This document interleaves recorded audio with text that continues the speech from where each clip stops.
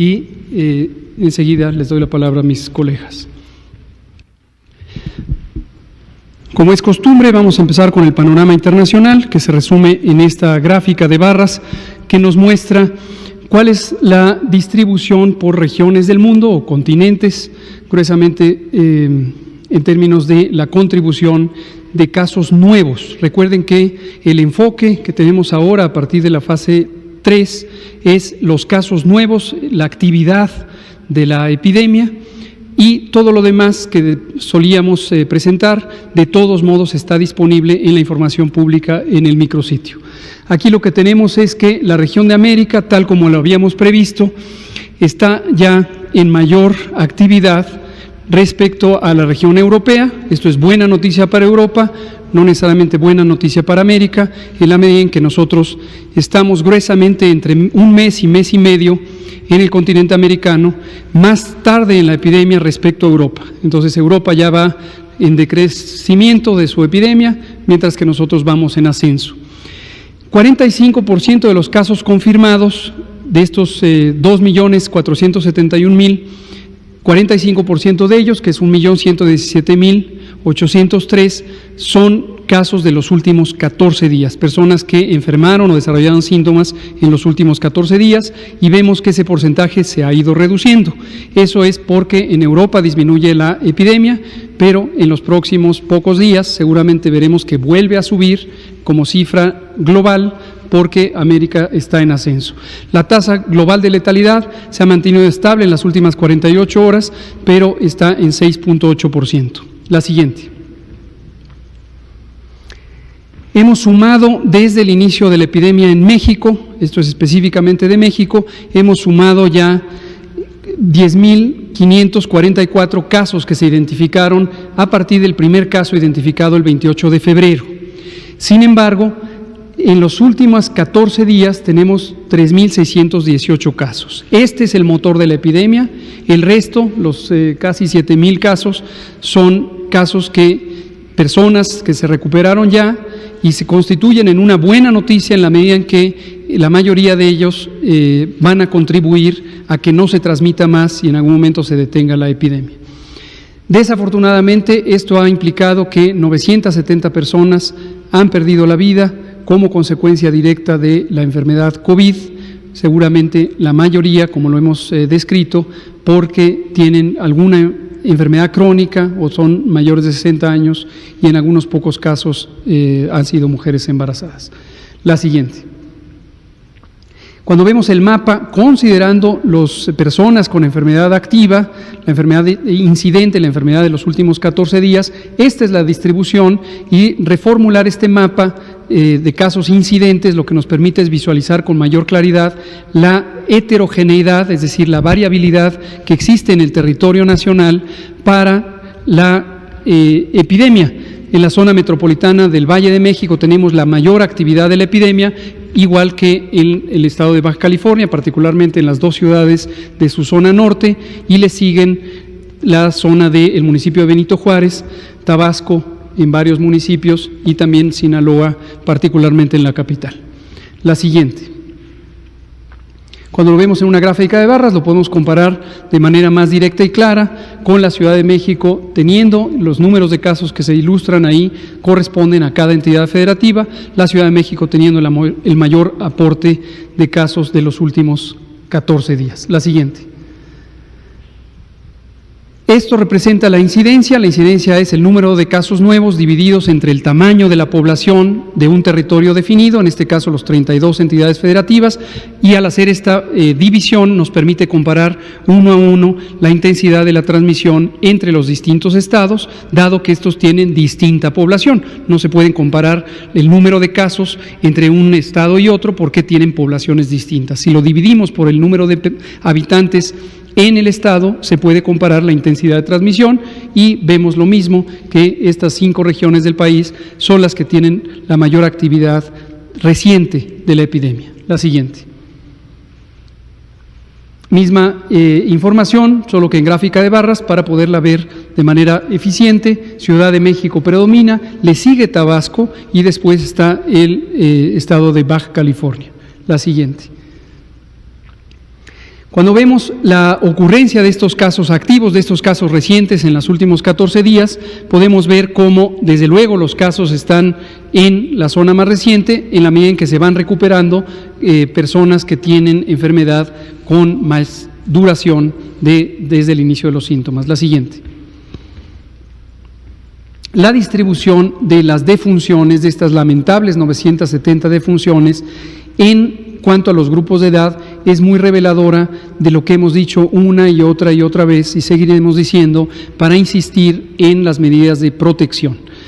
A diferencia de los países europeos, que tienen cerca de 10 o 12 años de edad en su población, 10 o 12 años mayores que la población mexicana, en México tenemos una población relativamente joven. Sin embargo, tenemos una prevalencia, una frecuencia extremadamente alta de enfermedades crónicas, en particular obesidad, sobrepeso, diabetes, hipertensión, las enfermedades crónicas asociadas con mala alimentación por muchos años. Y esto lo que condiciona es que adultos mayores, personas adultas mayores, tengan un riesgo también alto de presentar un desenlace fatal. Esto es sumamente relevante y el mensaje es no confiarse. Volvemos a insistir en esto, lo seguiremos diciendo, no confiarse. COVID es una enfermedad que puede tomar por sorpresa a cualquiera y nadie debe asumir que está fuera del peligro, fuera del riesgo de presentar COVID. Todas y todos nos podemos infectar por el virus SARS-CoV-2, el que causa COVID. Los mecanismos los hemos explicado y los seguiremos explicando, son principalmente por gotas de saliva y líquidos respiratorios por cercanía. Y cualquiera puede infectarse, pero además, aunque existe un riesgo mayor de complicarse en personas adultas mayores, mujeres embarazadas y quienes padecen enfermedades crónicas, en particular hipertensión, diabetes, obesidad o cualquier causa de inmunosupresión, es decir, menor funcionamiento del sistema inmune, del sistema de defensas, debemos considerar que cualquier persona de cualquier edad, conozca o no que tiene una enfermedad crónica, si llegara a presentar los síntomas de COVID y en cualquier momento presentara dificultad para respirar, se fatiga muy fácilmente, siente que no está incorporando suficiente aire y necesita respirar más rápido o más fuerte, o le duele el pecho, esa es una razón para ir inmediatamente a la atención médica de urgencias.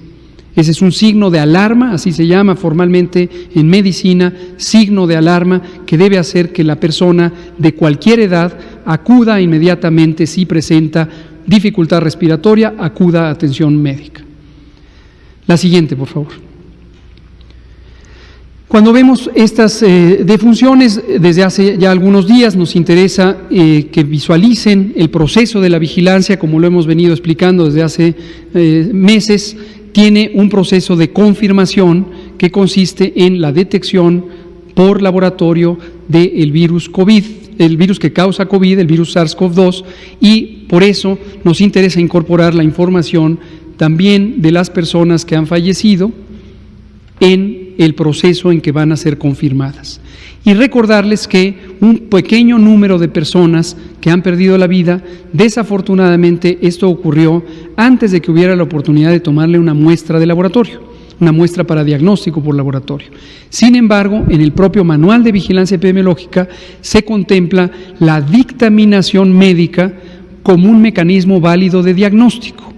Es decir, aunque no haya una confirmación diagnóstica por laboratorio, si una persona tiene antecedentes de exposición a alguien en quien se ha confirmado COVID o a alguien que tiene sospecha de enfermedad COVID y los signos clínicos, las manifestaciones de la enfermedad que le llevó a perder la vida son compatibles con COVID, los comités de dictaminación es muy probable que finalmente dirán: esta persona que es sospechoso de haber muerto por COVID, vamos a registrarla como COVID.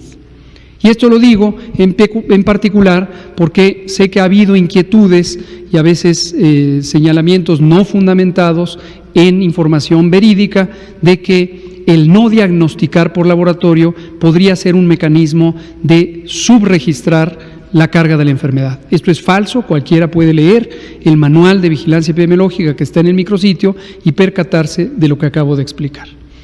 La siguiente. Si lo vemos por entidades federativas, desde luego este proceso ocurre a distintas velocidades, esto depende de muchos factores, no quiere decir un acto de negligencia o mala práctica, simplemente la proporción de personas que llegan en condiciones estables comparado con en condiciones no estables y fallecen de manera muy acelerada en las unidades de salud varía de lugar a lugar. Pero esto sí nos lleva a un mensaje nuevamente de precaución, que es toda persona que identificara los signos de COVID y tuviera una duda sobre su padecimiento, puede acudir a los mecanismos de información que hemos puesto a disposición desde el inicio de la epidemia. El número 800-0044-800 para información en general. También el número 911, que es el número de emergencias en todo el país, si hubiera una necesidad de información y asesoría urgentes. Y también, ya desde ayer, su sana distancia a través de la aplicación móvil de WhatsApp, entre otros. La siguiente.